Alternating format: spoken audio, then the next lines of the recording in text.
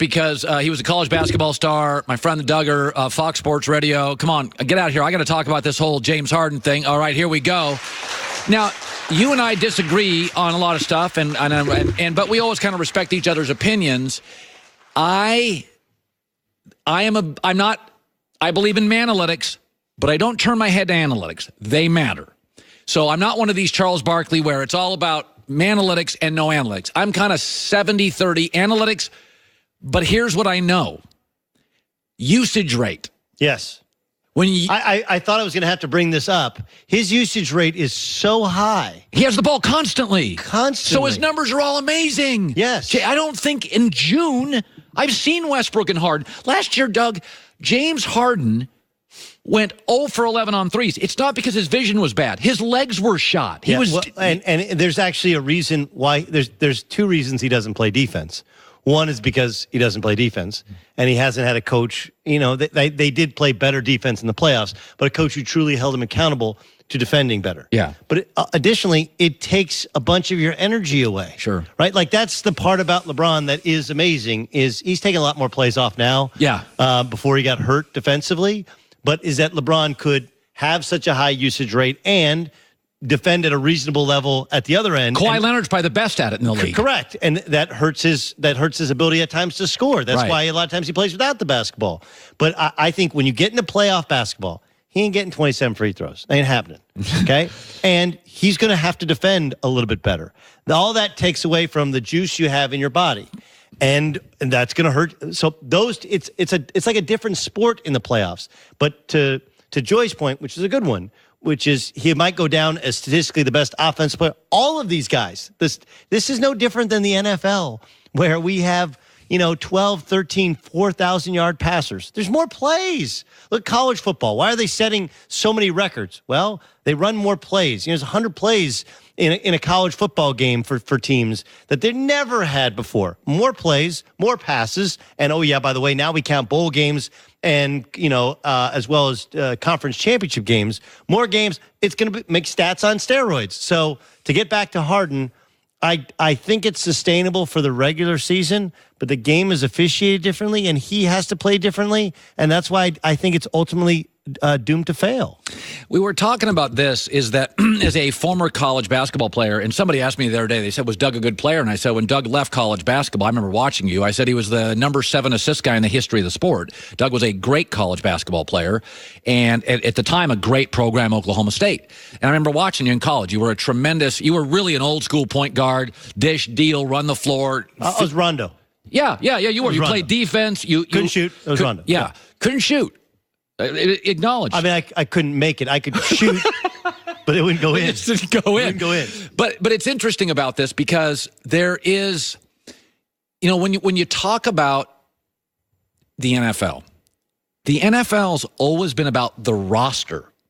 The NBA is about the star and the player.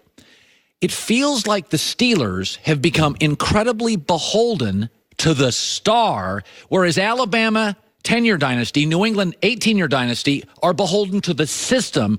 This is the downside to the star. The upside is drama, fun, exciting, fantasy points.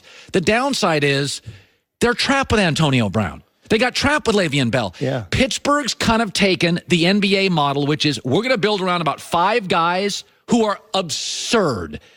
But the last year, Bell, Brown, and even Ben sometimes, you're trapped. Yes, let's not undersell the fact that Ben has all kinds of off-the-field issues in his past. Yes. And on the field, he's not always easy. He couldn't get along with Todd Haley, and now he gets his boys offensive coordinator, and they never run the football anymore, right. Even though Pittsburgh's always run the football. Yes. I also think it's who Pittsburgh always used to be in terms of how they dealt with contracts. They always used to.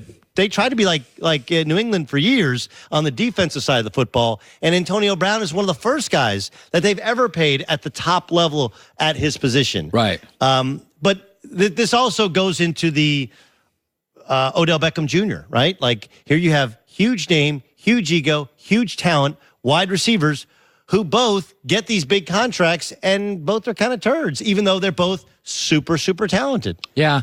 I think football to me has always been, next man up is not a basketball term because there is no next Kevin Durant. as great as Jason Taylor was, if Jason got hurt for the Dolphins, you have 4 other defensive ends on the roster. They're not Jason, but somebody's going to have to put pressure on.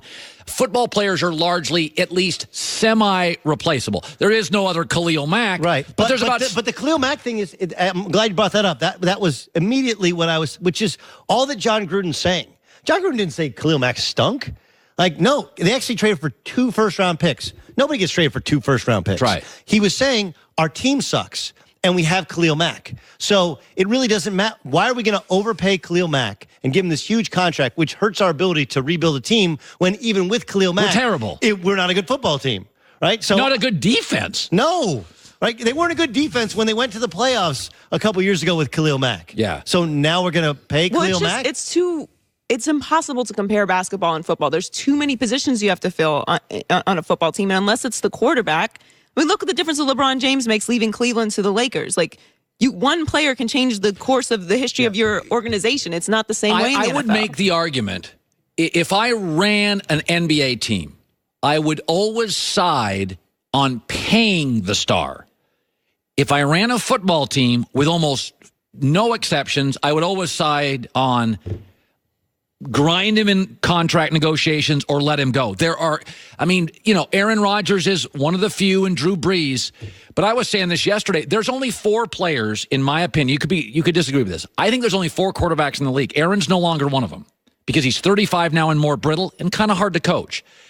4 quarterbacks in the league you can give average talent to, and they can carry it. I call them my bore 4. They're all boring. Brady, Brees, Russell Wilson, Luck. Brees went like 5 years without making the playoffs. They're 7-9 because he had no defense. Well, I mean, he's got now a really good possession receiver. But they also have a really good defense. They have a really good. They built a really good team around him. Who in the NFL? I guess this is my point with the Steelers. Let's come back to the Steelers. Yes. What would you do with Antonio Brown? What do you do now? Well, if you trade him before June 1st, it's like $20 million in dead cap money. It kills you. So you can't trade him before the draft. Right. So you can't we're going to trade him for a first-round pick. I kind of think you got to get him in the room, and you got to send down. This is where Tomlin has to make his money. I just work with TJ Hushmanzada. We just guest hosted the Dan Patrick Show on Fox Sports Radio, and he's like, "Look, Antonio Brown grew up in Miami, idolizing Chad Johnson. I'm telling you, this is just like when I played with Chad Johnson." And he's like, the only way you're going to do it is tough love. He's like, now look, Ben Roethlisberger is not the easiest guy to deal with.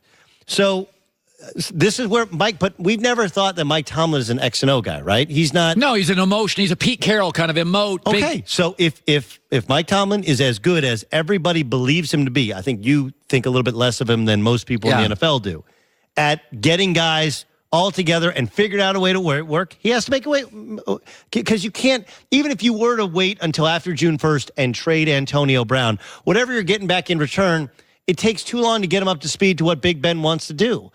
The team, by the way, seems to be supporting, not supporting Antonio Brown. Juju Smith-Schuster is their MVP, right? Right. They also, I think most of the guys in that locker room, or at least the outspoken ones in that locker room on the offensive side of the ball, are all about the team and not about Antonio and not about Le'Veon. And maybe that runs in conflict with the defensive guys. They got a mess there because they should be playing right now, and they're not. And the guy who's got to fix it, this is where you're Mike Tomlin. If you're not an X and O guy, it's not an emotion guy. You're hey, can I get everybody to work together to pull in the same direction? If not, somebody's got to go, and you got to figure out a way to move on from Antonio Brown, because you're not going to find another quarterback in short order. By the way, it's a wild card weekend in the NFL. Stick around. Yep. I'm going to take a break. It's a wild card weekend. Doug and I will kind of go back and forth. It is a new year today. Happy New Year, by the way. Happy New Year to you, my friend Doug Gottlieb, the Duggar. Thank you so much for joining us today. I'm going to watch the Rose Bowl 2 in 5 hours. The rest of the bowl games I don't give a rip about. Doug, that Herd hierarchy, New Year's resolutions, 7 of them in sports, all coming up. It's the Herd.